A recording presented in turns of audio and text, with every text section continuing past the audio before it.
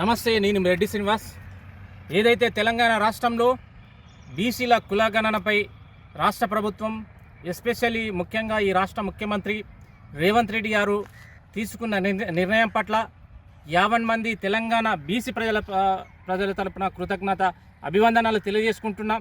ఎందుకంటే భారతదేశానికి స్వతంత్రం రాకముందు ఏదైతే 1931లో ఒక్కసారి బ్రిటిష్ సాయంలో జరిగిన ఈ కులగణన మళ్ళీ జీవం పోసుకొని తెలంగాణ రాష్ట్రంలో ఈరోజు మళ్ళీ బీసీలు ఈ దేశ జనాభాలో సగానికి పైగా ఉన్నారు.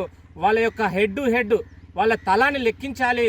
వాళ్ళ ఈ దేశ సంపదకు మూల కారకులని ఉద్దేశంతోనే ఈ రాష్ట్ర ప్రభుత్వం కావచ్చు, అదేవిధంగా రాహుల్ గాంధీ, సోనియా గాంధీ గారు కావచ్చు, మల్లికార్జున ఖర్గే గారికి ఈరోజు తెలంగాణలో ఉన్నటువంటి బీసీలందరి తరపున ప్రత్యేక అభివందనాలు. ఎందుకంటే ఈరోజు ప్రతి కులం ఎస్సీలు కావచ్చు, ఎస్టీలు కావచ్చు, ఈడబ్ల్యూఎస్ కావచ్చు, మైనార్టీలు కావచ్చు, వాళ్ళ జనాభా తామాషా ప్రకారం ఈరోజు రిజర్వేషన్లు పొందుతున్నారు రాజ్యాంగానికి అనుకూలంగా.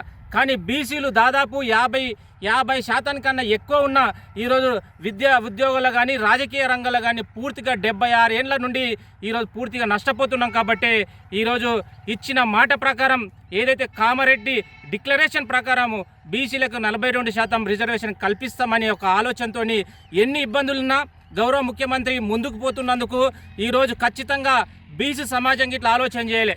ఈరోజు అనేక పార్టీలు, ఇంతకుముందున్న సాంప్రదాయ పార్టీలు, ఇది కాంగ్రెస్ పార్టీ కావచ్చు, బీజేపీ కావచ్చు, బీఆర్ఎస్ కావచ్చు, ఇంకా ఇక్కడ మన అధికారాన్ని చెలాయించిన పార్టీలు మనల్ని కేవలం ఓటు బ్యాంకు మాత్రమే ఉపయోగించుకున్నారు. కానీ ఈరోజు ఒక సంకల్పం బీసీల పట్ల, ఈరోజు బీసీలు వాళ్ళ యొక్క జనాభా ప్రాతిపదిక మనము వాళ్ళకు అవకాశాలు కల్పించాలని గొప్ప ప్రయత్నం చేస్తున్నారు. కాబట్టి పార్టీలకు జెండాలకు అతీతంగా ఈరోజు మేము అందరం స్వాగతిస్తున్నాం.